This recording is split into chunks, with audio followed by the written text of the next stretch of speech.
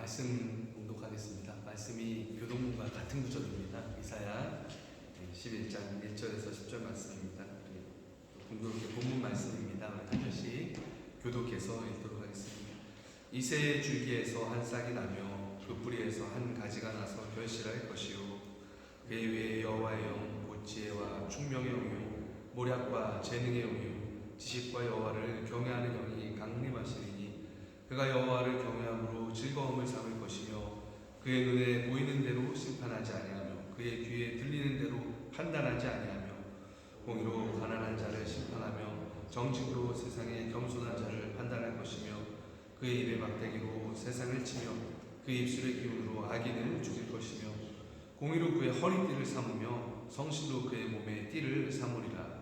그때 의리가 어린 양과 함께 살며 표범이 어린 염소와 함께 누우며 송아지와 어린 사자와 살찐 짐승이 함께 있어 어린 아이에게 끌리며 암소와 곰이 함께 먹으며 그것들의 새끼가 함께 엎드리며 사자와 소처럼 풀을 먹을 것이며 젖먹는 아이가 독사의 구멍에서 장난하며 젖된 어린아이가 독사의 물에 손을 넣을 것이라. 내 거룩한 산 모든 곳에서 해됨도 없고 상함도 없을 것이니 이는 물이 바다를 덮음같이 여호와를 아는 지식이 세상에 충만할 것임이니라. 그날에 이새의 뿌리에서 한 싹이 나서 만민의 기치로 설 것이요 열방이 그에게로 돌아오리니 그가 거한 곳이 영화로우리라. 아멘. 공의로 임하소서라는 제목으로 말씀을 나누도록 하겠습니다. 오늘 드디어 우리가 본당에서 들으니까 너무 좋습니다. 대간절 또 대림절 초도 밝힐 수 있고요. 12월 달에 이제 워낙 음악 하시는 분들이 많으셔서 연락을 드려보면 이제 음악 때문에 못 나오시는 주간이 많다고 합니다. 그래서 어느 곳에 있든지 동일하게 은혜로 함께 하시도록 기도해 주시면 좋겠습니다. 이제 대림절 두 번째 주일 저희를 지나가고 있습니다. 그래서 지난주에는 우리의 정체성에 대해서 성경이 이제 무엇이라고 말씀하고 계시나 이것을 살펴보는 시간을 가졌죠. 그래서 말씀이 정의하는 우리들은 전쟁에 이제 속에 있는 군인인데 전쟁의 종결을 기다리는 군사입니다. 또 하나님의 동시에 통치를 받는 백성이기도 하고요. 또 천국을 본향으로 그 나라를 기다리는 나그네이기도 하고 또 예수님의 신부 역할을 고대하면서 기다리고 있는 그러한 사람들입니다. 그래서 오늘은 하나님 말씀께서 이 예수님, 그 보내신 예수님에 대해서 어떻게 예언을 하셨을까? 그래서 그들이 소망했던 메시아가 누구고, 그러면 이제 동시에 우리가 기다리고 있는 메시아도 동일한 분이시죠. 그래서 어떤 메시아를 기다리고 있던 것인가, 또 고대하고 있던 것인가, 또 우리는 기다려야 될 것인가, 이것을 잠깐 말씀을 통해서 생각해 봤으면 좋겠습니다. 그래서 말씀에서 얘기하는 구원자는 진짜 구원자죠. 또 말씀이 얘기하는 주님이 진짜 주님이죠. 세상에는 뭡니까? 가짜 유사 구원자들 많잖아요. 가짜 구원을 제시하는 자기를 믿고 의지하게 만드는 그게 이제 구원자인데 가짜 구원자인데 그걸 막 붙잡고 살도록 만드는 거죠. 그런데 안타깝게도 뭡니까? 그 대상들은 진짜 구원을 주지 못하죠. 그래서 우리 구원자는 성경이 얘기하는 딱 한 분밖에 없죠. 예수님밖에 없죠. 그래서 어떤 구원자를 믿고 있는가 하는 거는 바로 우리 인생의 얘기입니다. 내가 예수님을 기다리는데 어떤 예수님을 기다리는가? 그것에 그 생각에 따라서 우리 정체성이 바뀌거든요. 그래서 우리 정체성에 대한 사실 질문입니다. 그래서 많은 구절이 있지만 오늘은 또 이사야 선지자의 글 그 11장 1절에서 10절을 중심으로 알아보도록 하겠습니다. 그래서 오늘 1절을 보니까 11장 1절 보면 이새에 감사합니다. 이새 줄기에서 한 싹이 난다. 그리고 그 뿌리에서 가지가 나서 결실할 것이다. 이렇게 말씀하고 계십니다. 두 가지 의미가 있습니다. 이새의 줄기라는 것은요. 여기서 줄기라고 이제 원어로 쓰인 거는 이제 뭐랄까요? 힘이 없어서 이렇게 넘어진 줄기를 뜻합니다. 그리고 뭡니까? 이새 다윗 왕조가 튼튼했다가 지금은 어떻습니까? 다 몰락했잖아요. 몰락하고 그러한 몰락한 나라지만 그런 나라를 통해서 메시아가 오신다는 거죠. 그래서 이스라엘은 역사 가운데 불에 타다가 남은 장작과 같다고 표현하거든요. 성경에서도 불에 타다 남은 장작과 같거든요. 다 쓰러진 줄기 같아요. 그런데 그런 이스라엘을 통해서 하나님 뭡니까? 예수님이신 그 메시아를 보내신다는 거죠. 그러니까 메시아는 그렇게 오신다는 거예요. 인간이 추구하고 어떤 구축해온 인간의 노력에 의한 산물, 그리고 인간이 다 상황과 여건을 만들어 놓은 그 무대에 예수님이 오시는 게 아니고 뭡니까? 전적인 그 하나님의 은혜에 의해서 오시는 분이 우리의 구원자 예수님이라는 거죠. 그래서 메시아는 그렇게 오신다는 거죠. 그렇다고 한다면 우리 주님이 다시 오실 때도 마찬가지겠죠. 아무도 모르고 누가 하신다고 그랬어요? 오직 아버지만이 하신다. 성부 아버지만이 하신다. 예수님 그렇게 말씀하셨거든요. 그래서 하나님이 정하실 때에 하나님께서 정하신 그 섭리에 의해서 우리 예수님이 이제 다시 오신다는 거죠. 그러니까 초림 때도 그러했듯이 재림 때도 하나님만 아세요. 하나님의 섭리대로 오신다는 겁니다. 그래서 우리가 그 시간과 날짜에 집중할 게 아니고 그것은 뭡니까? 아버지께 맡기고 대신에 뭡니까? 우리가 내일 오시더라도 오늘 오시더라도 부끄럽지 않게 살고 있으면 그것이 바로 뭡니까? 주님을 기다리는 일이다 얘기할 수가 있다는 거죠.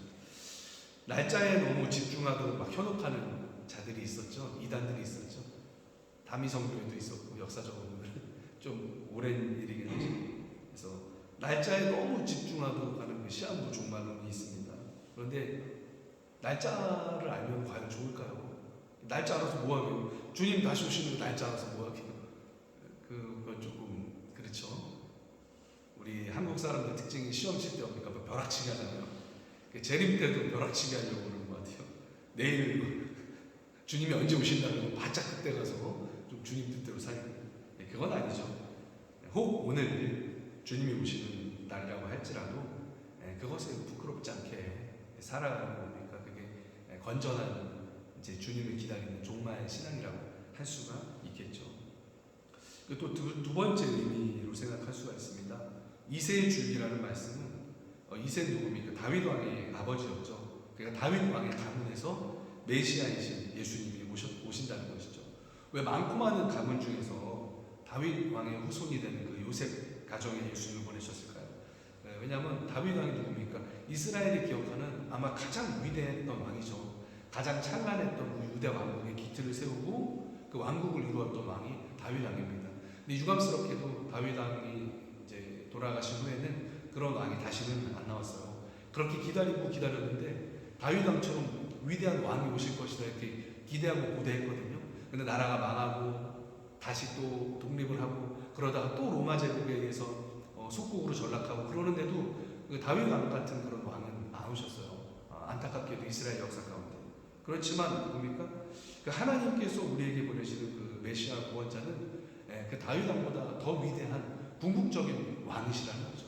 그러니까 그런 의미를 통해서 다윗 왕의 후손으로 예수님이 그 후손의 가정에 오시게 하신 거죠. 그러니까 메시아는 뭡니까? 가장 이상적이고 가장 완전한 통치자가 되신다. 왕이 되신다. 그런 거죠. 그러니까 성격상 하나님이 우리에게 보내시는 구원자는 다스리는 분이라는 겁니다. 통치자가 되시는 분이라는 거죠. 왕이 하는 일이 뭘까요? 왕의 기능은 제가 앞에 말씀드렸듯이 다스림과 통치입니다. 그러니까 다스림 통치가 뭘까요? 이게 어렵게 생각할 게 없습니다. 그냥 경영입니다. 경영. 회사의 CEO는 회사를 경영하는 사람이잖아요. 그러니까 왕은 뭡니까? 옛날 고대인의 눈으로 보면 그냥 나라를 경영하고 운영하는 사람이죠. 세상에 기준과 질서를 부여하고 그 기준과 질서를 통해서 이 나라가 잘 돌아가도록 세상이 잘 유지되도록 또 발전하도록 세상을 경영하는 게 그게 왕이에요. 옛날에는 그래서 왕이 나라를 먹여 살린다 이렇게 얘기를 했지 않습니까? 또 이제 그 기준에서 벗어나는 일들이 있다면 심판하고 치리해서 기준을 잘 지켜서 나라를 잘 먹여 살리는 게 뭡니까? 그게 왕이 이제 해야 될 일이었던 거죠. 그래서 완벽한 기준으로 완벽하게 정의롭게 다스리는 왕이 있다면 그 나라, 그 사회야말로 유토피아다 이렇게 생각을 했습니다. 그래서 고대 왕정 국가에 살던 사람들은 항상 이상적인 왕을 고대에 온 거죠. 이상적인 왕. 그래서 옛날에 그 왕들을 다루고 있는 시간을 보면은 다시 왕들이 모여 신과 어떤 그런 존재잖아요. 반은 신이고 완벽한 왕의 모습을 막 묘사하지 않습니까? 이집트에서도 그렇고 파라오가 완벽한 것처럼 묘사를 하고 또 수메르 신화에서도 그렇고 그게 뭡니까? 완벽한 왕이 오셔서 완벽하게 다스리면 이상향의 국가가 될 것이다. 이러한 생각을 그 고대인들이 가지고 있어서 그렇다는 거죠. 요새는 어떨까요? 이제는 통치 시스템이 바뀌었죠. 법치주의, 또 민주주의 이렇게 바뀌었죠. 그럼에도 불구하고 동일합니다. 이 세상을 어떻게 운영하는 기준이 있고 질서가 있는 거예요. 기준과 질서를 통해서 세상은 경영되고 움직인다는 거죠. 또 그 옛날 왕정 시대나 요즘 시대나 우리가 동일하게 보고 있는 건 뭡니까? 아직도 완전하고 온전한 그 어떤 시스템은 이루지 못했다 그거죠. 1세기에도 없었어요. 11세기에도 완전한 왕은 없었습니다. 지금 21세기에도 뭡니까? 없죠. 아마 주님이 오시지 않고 31세기가 되더라도 세상의 통치 시스템 뭡니까? 완벽하지 못할 겁니다. 왜 그럴까요? 인간은 유한하기 때문에 그렇죠. 인간의 인식이 모든 것을 100% 검토하지 못하죠. 또 모든 사실을 100% 알지 못합니다. 그래서 모든 측면을 고려해서 판단을 내릴 수가 없는 거죠. 과학이 아무리 발전해도 마찬가지죠. 또 사람은 어떻습니까? 마음이 흔들리죠. 자기 이익에 따라서 또 자기 뭡니까? 이익 집단에 따라서 팔을 안으로 굽게 하잖아요, 사람은. 그래서 완벽하게 정말 통치하는 총리, 완벽하게 통치하는 대통령, 완벽하게 다스리는 왕, 완벽하게 공의로운 사회 시스템, 이거 어렵습니다, 사실. 인간의 가진 무한성 때문에 그래요. 다 팔은 안으로 굽고 또 우리 인식적인 한계가 있지 않습니까? 그만큼 유혹에도 흔들리고 또 우리의 어떤 완전하지 못한 알미라고 해야 될까요? 지식이라고 해야 될까요? 그런 한계가 있기 마련인 거죠. 그래서 오늘 본문은요, 하나님이 보내시는 그 메시아를 소개하실 때 완벽하게 다스리신다. 완벽한 기준, 완벽한 공의, 완벽한 지혜로 완전하게 다스리시는 그 왕을 묘사하고 있습니다. 그래서 그분이 오셔서 통치하실 때 이런 부족한 모습들이 완전히 사라지게 해야 된다. 이렇게 소망하고 있는 것이죠. 그게 바로 2절부터 3, 4, 5절입니다. 제가 읽어드릴게요. 그의 위에 여호와의 영이요 지혜와 총명의 영이요 모략과 재능의 영이요 지식과 여호와를 경외하는 영이 강림하시리니 그가 여호와를 경외함으로 즐거움을 삼을 것이며 그의 눈에 보이는 대로 심판하지 않고 그의 귀에 들리는 대로 판단하지 아니하며 공의로 가난한 자를 심판하며 정직으로 세상의 겸손한 자를 판단할 것이며 그의 입에 막대기로 세상을 치며 그의 입술의 기운으로 악인을 죽일 것이며 공의로 그의 허리띠를 삼으며 성실로 그의 몸의 띠를 삼으리라. 여기까지 이제 묘사가 되어 있는데, 그러니까 완전한 다스림, 완벽한 통치를 지금 기대하고 있는 거죠. 선지자가 그걸 소망하고 있는 겁니다. 그 희망이 막 느껴지지 않았어요. 저는 이 구절 보면서 그 선지자가 가졌던 그 희망과 소망이 막 느껴지더라고요. 지금은 비록 이런 세상이지만 하나님 보내시는 그 완전한 공의로우신 메시아가 오면은 완벽한 정의로, 완벽한 공의로 우리를 다스려 주실 것이다. 그리고 그게 바로 천국이다. 그게 바로 유토피아다. 이렇게 지금 예언을 하고 있는 것이죠. 그래서 잠깐 좀 중요한 그 구체적으로 살펴보면 2절을 잠깐 보겠습니다. 그의 위에 하나님의 영이 임하시는데 어떤 영이 임합니까? 지혜와 총명의 영, 모략과 재능의 영, 여호와를 경외하는 영이 임하신다는 거죠. 그래서 우리는 하나님의 어떤 능력적인 면을 먼저 생각하는 경우가 많은데 오늘 말씀에서 이사야 선지자는요, 지혜와 총명으로 하나님의 영이 그에게 임하실 것이다. 이렇게 먼저 말씀하십니다. 그러니까 하나님 보내시는 완전하신 왕이신 메시아는 뭐예요? 하나님께로부터 완전한 지혜와 완전한 총명을 받으신다는 거죠. 그러니까 하나님의 영 중에 그 지혜의 영, 그 총명의 영을 받으신다는 거예요. 그래서 완전한 지혜와 완전한 총명으로 세상을 다스릴 수 있다. 이렇게 말씀하시는 거죠. 놀라운 말씀이죠. 또 모략과 재능의 영. 모략은 전략이죠, 전략. 우리가 생각하는 그 전략과 비슷한 단어입니다. 히브리어 에차라고 하는데 충고, 계획, 신중함, 뭐 방책 이런 단어입니다. 그러니까 전략이랑 똑같은 단어죠. 근데 재능이라고 그 번역된 단어는 조금 다릅니다. 히브리어 게브라라는 단어인데 이거는 힘, 능력, 권력, 용맹, 강함 이런 뜻입니다. 그러니까 좀 하나님의 어떤 능력적인 면, 권능의 면을 이제 뜻하는 그런 단어라고 볼 수가 있는 거죠. 그래서 메시아께서는요, 지혜와 총명도 완벽한데 그것을 수행하시는 그 전략과 능력과 힘에 있어서도 완벽한 왕이라는 뜻입니다. 그런 왕이 다스리신다 이런 거죠. 그리고 이런 특징과 연결해서 말씀하시는 그 마지막 특징이 바로 지식과 여호와를 경외하는 영이시다. 어떤 존재가 너무 완벽하면 자칫 교만해질 수가 있죠. 사탄이 대표적으로 그랬죠. 사탄이 아름다웠잖아요. 지혜로웠잖아요. 그러니까 뭡니까? 교만해지죠. 그래서 타락하게 되고 하늘에서 쫓겨나게 되죠. 근데 우리 하나님 보내시는 메시아께서는 완벽한 지혜, 완벽한 총명, 완벽한 전략과 능력을 갖춘 왕이지만 동시에 뭡니까? 그는 여호와를 경외하고 하나님을 경외하는 그런 왕이라는 거죠. 그래서 자기 능력에 심취한 나머지 하나님께 등을 돌리거나 하나님과 동등해지려고 교만한 그런 치명적인 물을 범하지 않는다는 거죠. 사실 세상에서 완벽한 지혜는 뭡니까? 하나님을 경외하는 거죠. 그래서 저와 여러분이 하나님을 알고 예수님을 알고 하나님을 경외한다면 여러분 세상에서 가장 고귀하고 완벽한 지식과 지혜를 이미 갖춘 줄로 믿으시길 바랍니다. 이게 우리의 프라이드입니다. 사실 우리 그리스도인의 자부심이죠. 그런 메시아를 보내신다. 3절 보니까 이런 말씀이 있으셨죠. 그가 여호와를 경외함으로 즐거움을 삼을 것이며 그의 눈에 보이는 대로 심판하지 아니하고 귀에 들리는 대로 판단하지 아니할 것이다. 흥미롭죠. 보이는 것을 뛰어넘어서 그 이상의 것을 보시면서 재판하신다는 거죠. 또 귀에 들리는 것을 뛰어넘어서 그 이상의 것을 들으시면서 우리 주님께서는 재판을 하신다는 거죠. 우리 인간은 뭡니까? 보이는 것밖에 못 보죠. 보이는 것을 기준으로 판단하죠. 그런데 뭡니까? 우리의 눈은 미혹되기 쉽습니다. 근데 보인다고 해서 뭡니까? 모두 진리는 아닌 것이죠. 보이는 건 어떻습니까? 조작이 가능합니다. 또 우리는 뭐예요? 사물의 일부밖에를 보지 못하죠. 그래서 이제 이런 표현을 많이 하죠. 눈이 불편하신 분들, 시각 장애인 분들이 코끼리를 만지면 어떤 사람은 원통같이 생겼다 코끼리가 한 번도 코끼리를 보지 못한 분이 계시다면, 또 어떤 사람은 이제 몸통을 만지면 벽같이 생겼다. 또 어떤 분은 코를 만지면 아니다. 코끼리는 이렇게 긴 호수같이 생겼다. 이렇게 표현하는 거예요. 이게 뭡니까? 이제 인간이 가진 어떤 인식적 한계를 드러내주고 있는 어떤 단편적인 그림이라고 할 수가 있죠. 그리고 우리한테 뭐가 존재합니까? 확증 편향이라는 게 존재한데요.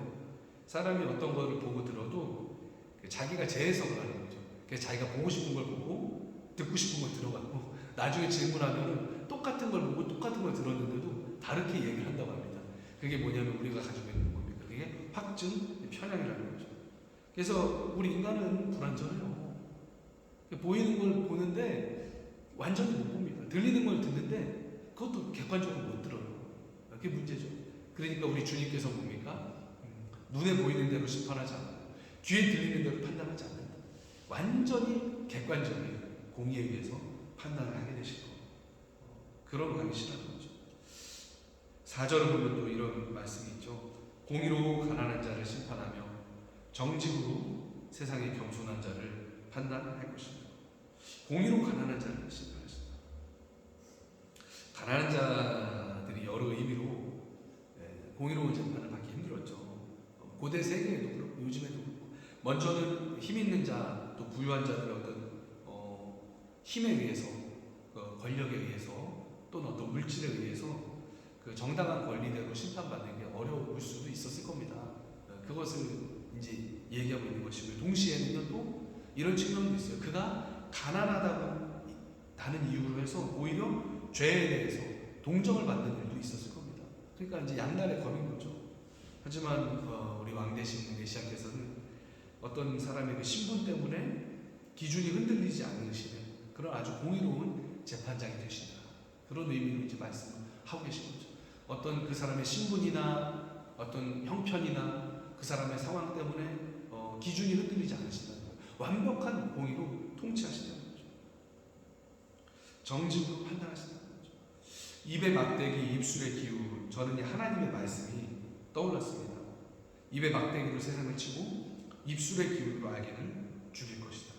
하나님의 말씀은 능력이죠. 말씀하시면 그대로 되어지는 능력입니다. 또 하나님의 말씀은 뭡니까? 정의죠. 그 말씀의 기준을 통해서 악을 드러내시는 거죠. 악을 심판하시는 거죠. 그래서 그의 입의 막대기로 세상을 칠 것이다. 그 주님의 말씀이 나중에 세상을 치는 기준이 된다는 거죠. 그의 입술의 기운으로 악인을 죽일 것이다. 왜요? 심판받으니까. 주님이 말씀을 선포하셨는데 그 말씀의 기준에 의해서 마지막 재림의 때 뭡니까? 악인의 심판을 받게 된다는 거죠. 마지막으로 공의로 그의 허리띠를 삼으며 성실로 그의 몸의 띠를 삼으리라. 어떤 가치가 가장 중요하고 귀한 가치인가 이걸 얘기하고 있는 거죠. 오늘 말씀이 계속해서 얘기하고 있는 주제가 뭡니까? 공의죠. 사실 공의입니다. 지금 1절부터 5절까지 계속 얘기하시는 게 공의예요. 공의로 허리띠를 삼고 성실로 그의 몸에 띠를 삼을 것이다. 하나님 보내시는 그 메시아, 그런 왕이 될 것이다. 그러니까 다른 말로 하면 세상이 어떤 모습으로 다스려져야 하나님이 기뻐하시는가, 하나님 나라라고 할 수 있는가, 그거를 이제 얘기를 계속 하고 있는 것 같아요. 이사야 11장. 딱 한마디로 얘기하면 공입니다. 공의. 하나님이 세상이 통치되길 원하시는 방식이 이게 바로 공의라는 거예요. 이 공의가 바로 설 때 비로소 하나님의 그 통치가 실현되고 있다고 말할 수 있는 것이라는 거죠. 그리고 메시아가 오시면 이런 공의로 이 땅을 정말 다스리실 것이다. 그거죠. 그리고 이렇게 공의롭게 완벽한 통치가 이루어질 때 어떤 세상이 될 것인가, 이걸 묘사하고 있는 게 바로 6절, 7절, 8절입니다.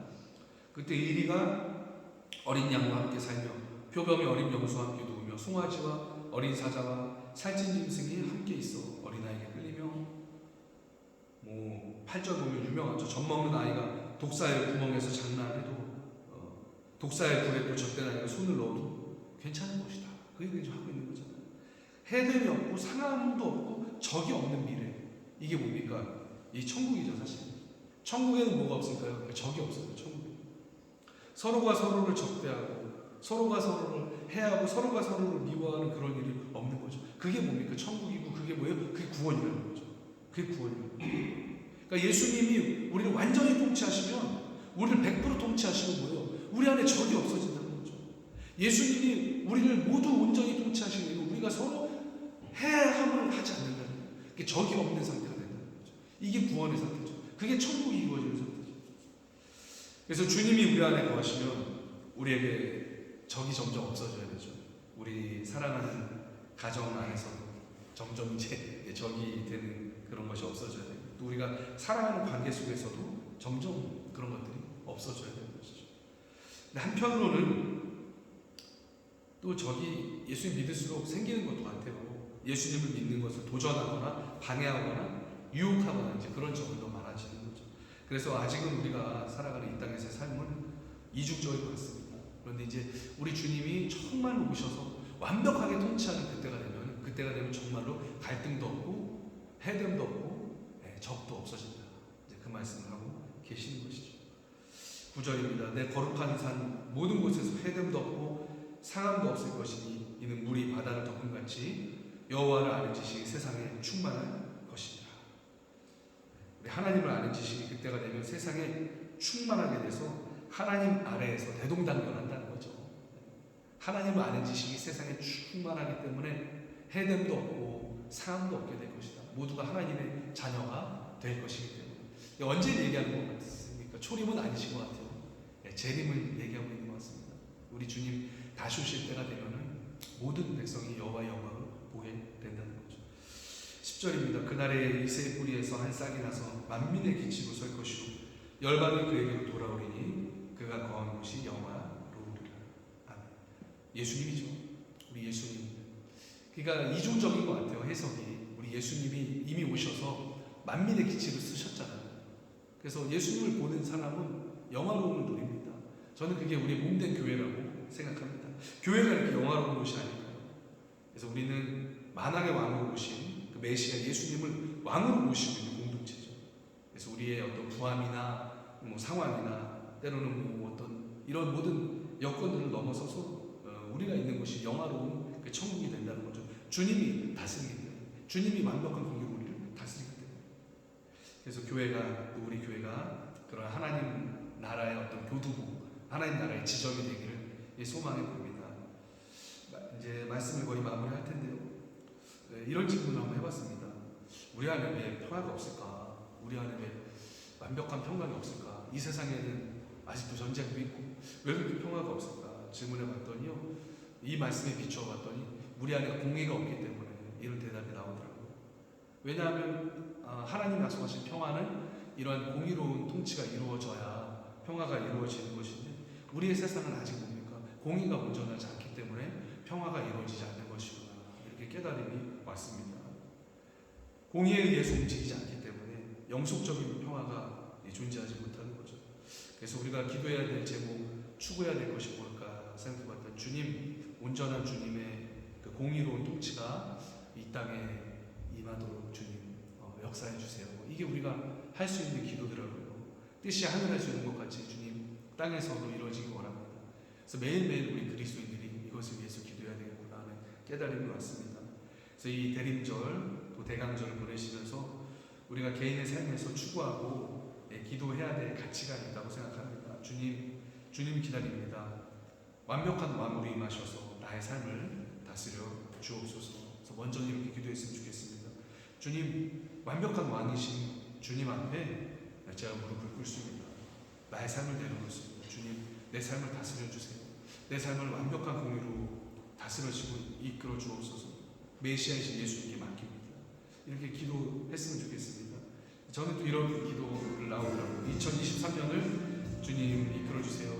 정말 제가 공정하게 최선을 다해서 판단하고자 하지만 제가 지금 지식과 지혜와 총명은 한계가 있습니다. 주님, 완벽한 왕이신 예수님이 오셔서 제 삶을 다스려 주시옵소서. 지혜의 영, 모략의 영, 총명의 영, 우리 예수님께서 오셔서 내 삶을 휘어잡고 다스려 주옵소서. 이렇게 기도했으면 좋겠습니다. 또한 종말적인 기도이기도 합니다. 우리가 이 세계를 붙들고 기도할 수 있습니다. 동일하게 기도해야 됩니다. 하나님, 우리가 살아가는 세상도 완벽해 보이지만 그렇지 않습니다. 주님, 불공평하고 불안전한 곳이 세상입니다. 주님, 우리를 불쌍히 여기시고 주님, 우리가 주님의 온전한 통치를 사모합니다. 기대합니다. 어서 속히 임하셔서 완벽한 공의와 완벽한 평화를 이루어 주시옵소서. 하나님 뜻이 하늘에 이루어진 것 같이 이 땅에서도 임하여 주시옵소서. 이렇게 기도했으면 좋겠습니다. 이렇게 잠시 기도하고 한 주간 살아갈 때도 이러한 소망을 가지고 우리 주님 앞에 기도하는 삶을 살았으면 좋겠습니다. 함께 기도하시겠습니다. 주님 감사합니다. 아버지 하나님, 이사야 선지자를 통해서 하나님 우리에게 보내주신 우리 메시아 어떤 왕인가 하는 것을 살펴봤습니다. 주님, 공의로 다스리시는 왕이십니다. 완벽한 하나님의 공의로 이 땅을 다스리시는 왕입니다. 그리고 그 공의를 통해서 결국 평화가 임한다고 약속하셨습니다. 아버지 하나님, 이 땅에 공의가 있습니까? 이 땅에 아버지 영속적인 평화가 있습니까? 하나님, 그렇지 못합니다. 주님, 아직도 불의로 얼룩져 있습니다. 하나님, 아직도 피와 눈물과 무릎과 땀으로 얼룩져 있는 그런 세상입니다. 주님, 우리를 불쌍히 여겨주시옵소서. 하나님, 먼저 우리의 삶을 주님 앞에 내어놓습니다. 하나님, 우리 2023년을 주님께 내어 맡깁니다. 주님, 우리를 다스려 주세요. 하나님, 내가 내 힘으로 계획하려고 하지만, 내가 내 힘으로 이끌려고 하지만, 하나님, 내가 내 힘으로 공의를 세워보려고 하지만 주님 부족합니다. 아직 온전히 보지 못합니다. 온전히 듣지 못합니다. 예수님 찾아오셔서 하나님, 나의 눈이 되어주시고 나의 귀가 되어주시고 나를 온전히 다스려 주시옵소서. 주님, 나의 왕이 되어주시옵소서. 나의 주인이 되어주시옵소서. 정말로 주님이 통치하시는, 주님이 다스리시는 그 완벽한 공의로 다스리시는 삶이 되게 해주시옵소서. 하나님, 우리 이 세상도 주님께서 주시옵소서. 주님의 온전한 통치, 온전한 공의를 이루어지고 그 뜻이 하늘에서 이루어진 것 같이 이 땅에서도 이루어지는 놀라운 하나님의 역사를 주시옵소서. 오늘 붙잡아 주시옵소서. 하나님 감사합니다. 물이 바다를 덮은 같이 여호와를 아는 지식이 세상에 충만하도록 주님 어서 오시옵소서. 우리를 다스려 주시옵소서. 우리가 드린 모든 기도의 제목들 하나님 앞에 상달되어서 주님께서 나의 왕이 되시고 주님께서 우리의 왕이 되시고 우리를 친히 다스려 주시옵소서. 감사드립니다. 예수님의 이름으로 기도드립니다. 아멘. 네, 감사합니다. 찬송가 126장 함께 찬송하시면서 준비하시는 예물을 함께 봉헌하시겠습니다. 126장입니다. 주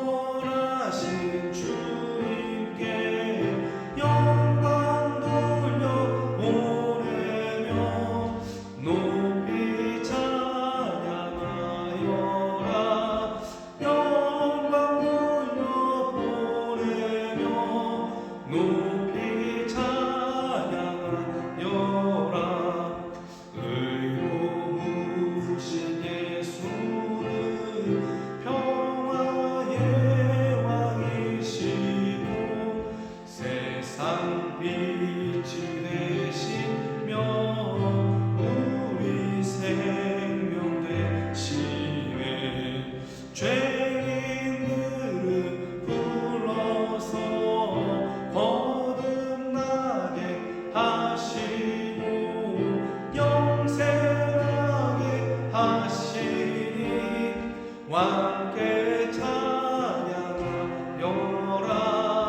영생하게 하시니 왕께 찬양하여라. 아멘.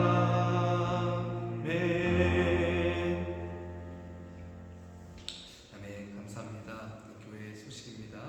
우리 성탄 주일까지 대림절 보내고 우리 성탄절이 또 주일이죠. 그래서 성탄 예배 드리도록 하겠습니다. 포항 위에서도 계속 기도해 주시고요. 기도 및 봉사 담당은 주보 참조해 주시면 되겠습니다. 우리 함께 일어나셔서 결단의 찬양하신 후에 제가 봉헌 기도와 축도를 마치겠습니다.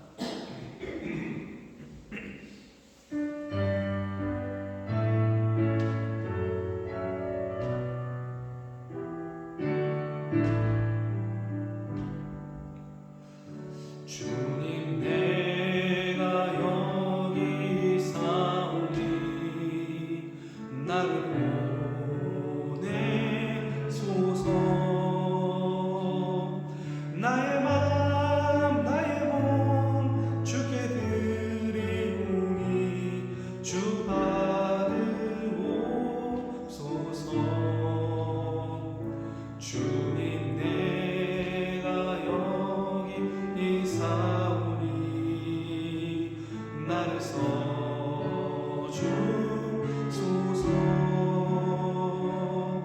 가진 것 모두 다 주께 드리오니 주 받으옵소서.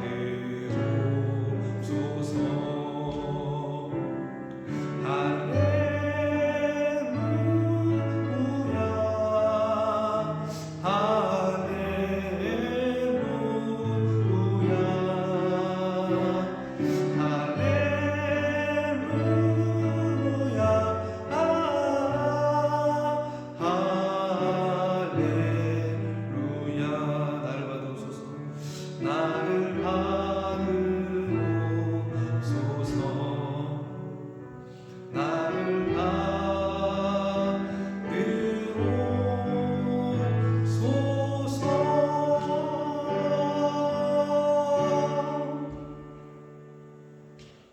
하나님 감사합니다. 주님 우리에게 주신 모든 것이 주님 주신 것입니다. 주님 그러한 고백을 주님 앞에 진실 되게 담아서 하나님 우리가 예물을 거룩하게 구별하여서 주님 앞에 바칩니다. 주님 이것이 우리의 마음입니다. 주님 우리의 마음을 받으시고 예물을 흠양하여 주시옵소서. 또한 예물이 쓰이는 곳마다 하나님의 온전하고 완벽한 통치가 이루어지게 하셔서 하나님 주님의 왕권이 하나님 구축되고 구원받는 이가 날마다 늘어나는 일에 귀한 예물이 사용되게 해주세요. 예물들이 손길을 주님 기억하셔서 하나님 머리가 되게 하시고 꼬리가 되지 않게 하시고 또한 꾸어줄지언정 꾸임받지 않게 복된 인생 하나님 나눠 주는 인생 살도록 주님께서 그 손을 인도하여 주시옵소서. 지금은 우리 주 예수 그리스도의 은혜와 하나님 아버지의 극진하신 사랑하심과 성령님의 감동 교통하심 완벽한 왕 재림의 주로 오신 공의로운 땅을 다스리신 우리 주 예수님을 기다리며 삶 속에서 주님의 온전한 통치를 누릴 것을 소망하고 기도하고 다짐하는 사랑하는 빌레펜트 교회 모든 성도님들 머리 위에 지금부터 영원까지 함께 하시기를 간절히